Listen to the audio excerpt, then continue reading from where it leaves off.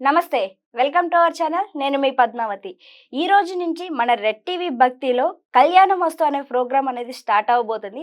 అయితే దీంట్లో కళ్యాణం గురించి మరియు కుజదోషాలు అనేక సందేహాల గురించి మనం చర్చించబోతున్నాం. అయితే ప్రతి ఒక్కరూ వీక్షించాలి అనుకునేవారు ఖచ్చితంగా దీన్ని చూసి వారికున్న సందేహాలను ఖచ్చితంగా తీర్చుకుంటారని మేము కూడా మనస్ఫూర్తిగా కోరుకుంటున్నాం. అయితే ఈరోజు మనతో పాటు ప్రముఖ జ్యోతిష్య మరియు వాస్తు పండితులు బ్రహ్మశ్రీ డాక్టర్ నాయకంటి మల్లికార్జున శర్మ గారు మనతో పాటు ఉన్నారు. అయితే ఆయనతో మాట్లాడి అసలు కళ్యాణంకి సంబంధించి కావచ్చు, మిగతా అనేక దోషాల గురించి కావచ్చు తెలుసుకునే ప్రయత్నం చేద్దాం. అయితే మీరు కూడా ఇక నుంచి ఈ కళ్యాణ మస్తు అనే ప్రోగ్రామ్ని ఖచ్చితంగా వీక్షిస్తారని నేను కూడా మనస్ఫూర్తిగా కోరుకుంటున్నాను. నమస్కారం గురువు గారు. నమస్కారం.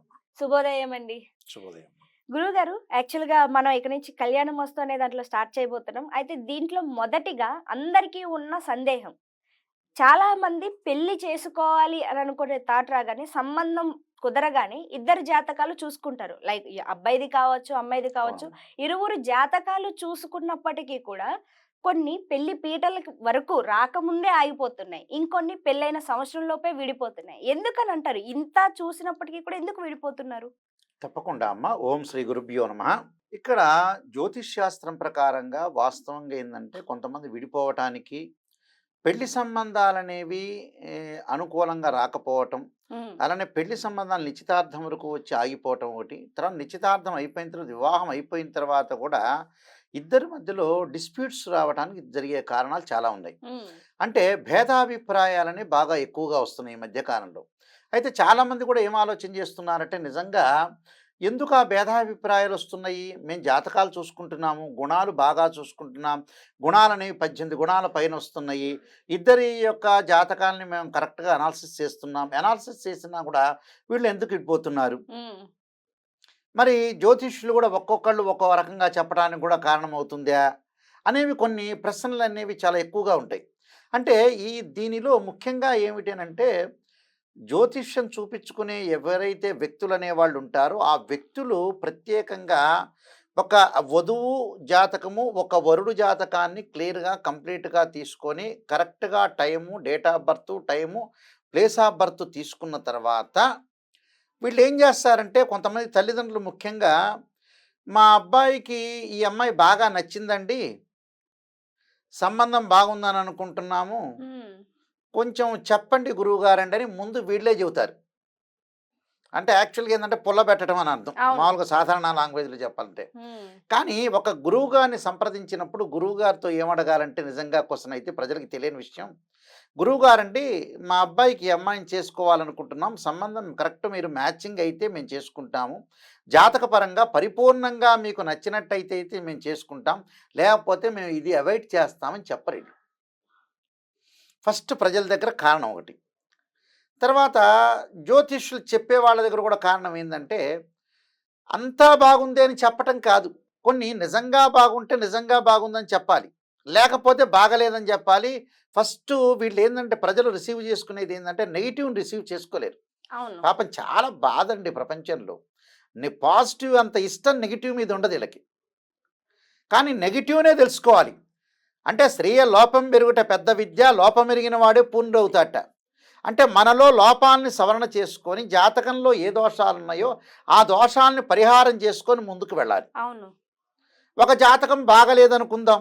హ్మ్. అబ్బాయి జాతకాన్ని, అమ్మాయి జాతకం చూసుకుందాం. చూసుకున్న తర్వాత రకరకాల దోషాలుంటాయి. కుజదోషం ఉంటుంది, శుక్రదోషం ఉంది, సర్పదోషం ఉంటుంది, కాలసర్పదోషం ఉంటుంది, పునర్భవ దోషాలుంటాయి, హ్మ్. మాంగళిక దోషాలుంటాయి, సప్తమ భావం దోషం ఉంటుంది, రెండో భావం దోషం ఉంటుంది, పంచమ భావం దోషం ఉంటుంది.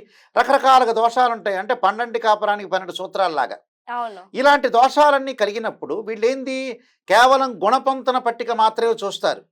గుణపంతన పట్టికే కాదు 18 గుణాలొచ్చి బాగుందిలే, 18 గుణాల పైన వస్తున్నాయి, బాగున్నాయిలే, మా జాతకం బాగుందిలే అని కొంతమంది ముందుకెళ్తుంటారు. కానీ ఇక్కడేమిటంటే జన్మ లగ్న కుండలిని కూడా క్లారిటీగా చూడాలిక్కడ. ఒక జాతకాన్ని నవాంశం అనేది వైవాహిక జీవితాన్ని తెలిపేది. రాశిచక్రం చూడాలి, భావచక్రం చూడాలి, నవాంశ చక్రం కూడా చూడాలి. హ్మ్. ఇవన్నీ కూడా పరిపూర్ణంగా అనాలిసిస్ చేసి ఒక జ్యోతిష్యుడి దగ్గరికి వచ్చిన తర్వాత నిజాన్ని చెప్పండి గురువుగారండి అని చెప్పాలక్కడ. నిజాన్ని చెప్పండి అని చెప్పకుండా పర్వాలేదండి, అమ్మాయి ఇష్టపడుతున్నారు, అబ్బాయి ఇష్టపడుతున్నారు అని చెప్తే గురువుగారు ఏం చేస్తారు జ్యోతిష్యుడు? ఏం చేస్తారు? బాగోకపోయినా బాగుందని చెప్తారు బాగుందని చెప్తారు. కలపాలని. అవునా? అవును. క్వెషనా? అలా చెప్పకూడదు. వీళ్ళు చెప్పకూడదు, వాళ్ళు అనకూడదు. హ్మ్. తర్వాత ఇంకోటేందంటే, మన వాళ్ళేం చేస్తారంటే, కళ్యాణ మండపానికున్న ప్రాధాన్యత, డెకరేషన్స్‌కున్న ప్రాధాన్యత జాతకాన్ని పర్ఫెక్ట్ చూపించుకోరు. ఆహాహా! అవును. ఫంక్షన్ హాల్‌లో లక్షలు లక్షలు ఖర్చు పెడతారు. 50,00,000 అయినా సరే ఫంక్షన్ హాల్‌లో ఖర్చు పెడతారు. సమయానికి ముహూర్తానికి, సమయానికి జీలకర్ర, బెల్లం పెట్టరు.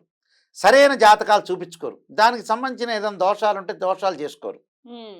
నువ్వు ఇక్కడ ఏమవుతుందంటే ప్రజల్లో ఎవ్వరైనా సరే ప్రజల్లో యొక్క లోపం ఏంది అనంటే డబ్బు ఖర్చు పెట్టేదాన్ని అసలు దానికి ఖర్చు పెట్టరేళ్ళు. అసలు లోపం జరిగేది అదే కారణం. నీకు మ్యారేజ్ బ్యూరోకి వెళ్ళారు. మ్యారేజ్ బ్యూరోలో మంచి మ్యారేజ్ బ్యూరో ఉంది. మంచి చెప్పేవాళ్ళు ఒక రూపాయి ఎక్కువ అడిగారనుకో మ్యారేజ్ బ్యూరోలో డబ్బులు కట్టరు. ఒక ఆస్ట్రాలజర్ పర్ఫెక్ట్‌గా చూడాలి అన్నప్పుడు అతనికి వెనక ముందు ఆడుతుంటారు డబ్బుల గురించి. దానికి రెమెడీస్ చేసుకోండి ఎక్కడైనా సరే అంటే రెమెడీ చేసుకోవడానికి ఇదైపోతుంటారు. ఒక క్షేత్రానికి వెళ్ళండి. ఆ క్షేత్రంలో మీరు పూజ చేసుకోండి లేకపోతే ప్రదర్శనలు చేయంటే అబ్బా! డబ్బులు ఖర్చయితున్నట్టు. అది తీసుకెళ్ళి ఈ డబ్బులన్నీ తీసుకెళ్ళి ఫంక్షన్ హాల్‌లోనో, విడిపోయిన తర్వాత కోర్టు కేసులకో తిరుగుతూ ఉంటారు ఈళ్ళు. అవును. అంటే దేనికి పెట్టాలో దానికి పెట్టాలి. కొంతమందున్నారు. ఇంకొంతమంది ఎలా ఉన్నారంటే పేరెంట్స్ కూడా ఒక అమ్మాయి సంబంధం చూసినప్పుడు అబ్బాయి ఇల్లు ఎక్కడో అయింటుంది. అమ్మాయి వాళ్ళు హైదరాబాద్, అబ్బాయి వాళ్ళు గుంటూరు అయింటుంది. అందు తర్వాత అబ్బాయి వాళ్ళది మనం ఉదాహరణకి గుంటూరు అయితే, అమ్మాయి వాళ్ళది హైదరాబాద్ అయితే, ఈ అమ్మాయి వాళ్ళ ఇంటి దగ్గర నుంచి గుంటూరు వెళ్ళటానికి ఒక 4, 5 సార్లు ఆ ఇంటికెళ్ళాలా అబ్బాయి వాళ్ళ ఇంటికి. హ్మ్. అబ్బా! ఖర్చవుతుందిలే ఈ ట్రావెలింగ్‌లో ఖర్చు ప్రతిసారి వెళ్ళినప్పుడు 12,000 అవుతుందని వెనకాడుతుంటారు ఈళ్ళు. కానీ వాళ్ళ ఇంటికి వెళ్ళాలిగా. అబ్బాయి ఇంటికెళ్ళి అబ్బాయి ఎలాంటి వాడు, తండ్రి ఎలాంటి వాడు, తల్లి ఎలాంటిది, వీళ్ళు కూడా రావాలిగా. అమ్మాయి ఎలాంటిది, అమ్మాయి తల్లిదండ్రులు ఎలాంటి వాళ్ళని చూసుకోవాలిగా. చూసుకోకుండా వీళ్ళు డబ్బులు ఖర్చవుతాయనే ఉద్దేశంతోటి వీళ్ళెళ్ళరు కొంతమంది. అది కూడా లోపమే ప్రజల్లో నిజం చెప్పాలంటే. హ్మ్. వెళ్ళాలి 10 సార్లు వెళ్తే గాని వాళ్ళ బిహేవియర్ తెలియదుగా. జాతకం అనేది పర్ఫెక్ట్ చూపించుకోవాలి. చూపించుకోవాలి. దానికి తగ్గ రెమెడీస్ అనేవి పర్ఫెక్ట్ చేసుకోవాలి. చేసుకుంటే మంచి జరిగే అవకాశం ఖచ్చితంగా ఉంటుంది. వీళ్ళేం చేస్తారంటే లోపం చేస్తుంటారు. వెళ్ళటానికి లోపం చేస్తారు, రెమెడీస్‌కి లోపం చేస్తారు. జాతకంలో 18 గుణాలు వచ్చినయి చాల్లే నెట్‌లో కొట్టుకుంటారు. నెట్‌లో కొట్టుకోవటం కాదది. ఒక ఆస్ట్రాలజర్, ఒక పర్ఫెక్ట్ ఆస్ట్రాలజర్ చెప్పటం విధానం వేరుగా ఉంటుంది. హ్మ్. మనం సంస్కరించుకోవాలి. మనం దోషాన్ని తొలగించుకోవాలి. మనం బాగుండాలంటే ఏంటి? నిజాన్ని తెలుసుకోవాలి. అవును. ఒక డాక్టర్ దగ్గరికి వెళ్ళిన తర్వాత ఆ డాక్టర్‌ది ఉదాహరణకు ఒక డాక్టర్ దగ్గరికెళ్ళాం షుగర్ వచ్చిందని చెప్తారు. చెప్పింది మనం టాబ్లెట్ వాడితే ఆ డాక్టర్‌ని అనుసరిస్తే మన షుగర్ తగ్గిపోతుంది ఇక్కడ. వీళ్ళేం చేస్తారంటే పైపైన చూసుకుంటారు జాతకాన్ని. పైపైన కాదు. మనం అంత ఖర్చు పెట్టినప్పుడు నిజంగా జాగ్రత్త పడాలా? అవును. అలా అని వీళ్ళు పిసినారి వాళ్ళ కాదు. ఇప్పుడు ఉదాహరణకి ఎగ్జాంపుల్ ఒక డాక్టర్ దగ్గరని మనం కన్సల్ట్ అయ్యామనుకోండి.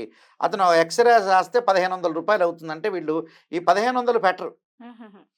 పక్క రోజు 50,000 పెట్టి సెల్ కొంటాడు. హ్మ్. అంటే ఆ డబ్బు ఖర్చు పెట్టేది నీకు సెల్లుకు ప్రాధాన్యత ఉంటుందా? ఎక్స్‌రేకి ప్రాధాన్యత ఉంటుందా? అంటే డాక్టర్‌కి ఒక ప్రయారిటీ ఇవ్వాలి. మన జీవితం బాగుండాలి. మనం ఎక్కువకేళ్ళు బతుకుతే బాగుంటాము. పిల్లల్ని చూస్తాము. మనవరాళ్ళని చూస్తుంటాం. వాళ్ళ పెళ్ళిళ్ళు చూస్తుంటాం. ఇంకా డబ్బులు సంపాదించగలుగుతాం. హ్మ్. అది ఆలోచన చేసే లక్ష్యాన్ని బట్టి ఉంటుంది. అంటే బ్రెయిన్ మెచ్యూరిటీ లెవెల్స్ పెరగటం అనేది ఉండాలి.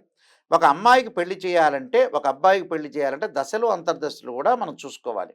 కేవలం మనకి గుణాలు 18 పాయింట్ వచ్చినది అనే పాయింట్ కాదిక్కడ. ప్రతిదీ ఆలోచన చేసి గురువుగారు మీకిష్టమైతే మేము చేసుకుంటామండి. లేతే మానేస్తాం. ఆయన మీద నెత్తి మీద భారం పెట్టాలి. అప్పుడు గురువుగారు మేము మొహమాటం లేకుండా మీరు చెప్పండి. మీరు బాగుంది అనంటే మేము ముందుకెళ్తాం. లేతే మానేస్తాం.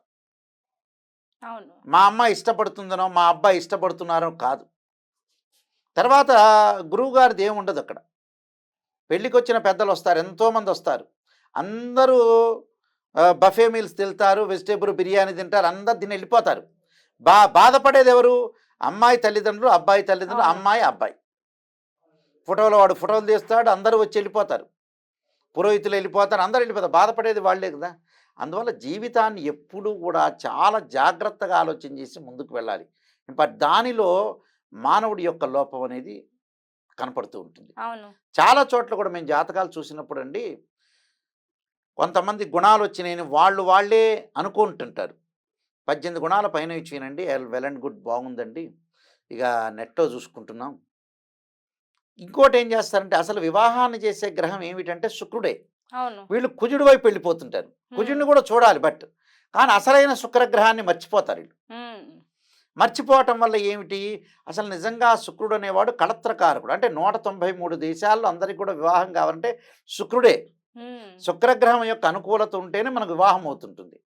నిజాన్ని తెలుసుకోవాలి. నిజాన్ని తెలుసుకోవాలి. వెల్ క్వాలిఫైడ్ అయిన ఆస్ట్రాలజర్‌ని సంప్రదించాలి. గురువుగారండి నిజం చెప్పండి అని చెప్పాలి. ఆ నిజం చెప్పిన తర్వాత తెలుసుకున్న తర్వాత మనం వద్దో, అక్కర్లేదో సంబంధాన్ని చూసుకోవాలి. హ్మ్. ఇలాంటివన్నీ గూడా రకరకాల కారణాలుంటాయండి జీవితంలో. ఆ కారణాలను ఏందంటే మనం కరెక్ట్‌గా అనాలిసిస్ చేయాలి. నిజంగా జాతకాలు బాగున్నాయా? లేదా? సంతానం కలుగుతుందా? లేదా? ఉద్యోగం అనేది ఎలా ఉంటుంది? వాళ్ళ ఫ్యామిలీ మెంబర్స్ ఎలా ఉంటారు? ఏ ఏ దోషాలు జాతకంలో ఉన్నాయి నిజంగా? అనేది గుర్తుపెట్టుకోవాలి. కొంతమంది మా దగ్గరికి జాతకాలకు వచ్చేవాళ్ళమ్మ మీరు ఆస్ట్రాలజర్‌ని సంప్రదించారంటే, సంప్రదించాం గురువుగారని అంటాడు. చెప్పిన తర్వాత మరి ఎందుకు జరిగిందమ్మా ఈ కారణం అంటే చెప్పలేరు. ఇప్పుడు డాక్టర్ దగ్గరికి వెళ్ళిన తర్వాత కడుపులో నొప్పి వచ్చిందంటే కిడ్నీలు ద్వారా కడుపులో నొప్పి వచ్చిందా లేకపోతే గ్యాస్ట్రిక్ సమస్యన ఏదో సమస్య వల్లే కదా శరీరంలో ఇన్బ్యాలెన్స్ అయితేనే నొప్పి వస్తుంది. ఒక వ్యక్తికి విడాకులు జరుగుతున్నాయంటే జాతకపరంగా దోషం ఉంటేనే జరుగుతుంది. హ్మ్. అది వెరీ క్లియర్ అది. ఇప్పుడు మన డాక్టర్ దగ్గరికి వెళ్ళిన తర్వాత డాక్టర్కి తెలుస్తుంది ఆటోమేటిక్గా ఏదో కారణం తెలుస్తుంది. కానీ ఇంకా ఇన్‌డెప్త్‌గా వెళ్ళాలంటే డాక్టర్ గారు ఎంఆర్ఐ స్కాన్, సిటీ స్కాన్ చేస్తారు. చేసిన తర్వాత జాతకాల్లో కూడా మనకు అనాలిసిస్ చేసుకొని పర్ఫెక్ట్‌గా వెళితే జాతకపరంగా దాన్ని ఓవర్‌కమ్ చేయొచ్చు. అంటే పూర్తి అనాలిసిస్ చేయాలి. హ్మ్. వీళ్ళు చెప్పింది వినాలి. వాళ్ళు దాన్ని రిసీవ్ చేసుకోవాలి. పర్ఫెక్ట్ చేసుకుంటే ప్రజలందరికీ కూడా సుఖశాంతులతో ఉండే అవకాశం గ్యారంటీగా ఉంటుంది. హ్మ్. అంటే పర్ఫెక్ట్‌నెస్ చాలా ఇంపార్టెంట్ అది. నిజంగా గురుగారు మీరు చెప్పింది వాస్తవమే. ఎంతసేపు మన వాళ్ళు పెళ్ళిళ్ళు చేసేటప్పుడు డెకరేషన్ ఎక్కడ చేయించుదాం, ఎక్కడ ఫంక్షన్ హాల్ బుక్ చేయించుకుందాం, ఎంతమంది ఫోటోగ్రాఫర్‌లు పెట్టిద్దాం, చుట్టాలని ఎంతమందిని పిలుద్దాం. ఇది తప్పితే నిజమైన జాతకాలు వీళ్ళిద్దరియి కలిసినవా లేదా అనేది ఎవరు కూడా పెద్దగా పట్టించుకోవడం అవును. లేదు. అందుకనే ఇప్పుడు ఎక్కువ డైవర్స్ అనేవి ఎక్కువ అయిపోతున్నాయి. అవునవును. మినిమమ్ 6 నెలలు కలిసి ఉండడం కూడా కష్టంగా అవుతుంది ఈ అవునవును. రోజుల్లో. ఇది వాస్తవం. కానీ ఒప్పుకోరు దీనికి. అగ్రీ అవ్వము అని అంటారు. బట్ ఇది వాస్తవం ఒప్పుకున్న ఒప్పుకోకపోయినా ఇక నుంచైనా తప్పు చేయకన్నా. అవును. ఇవన్నీ లేకపోయినా పర్వాలేదు.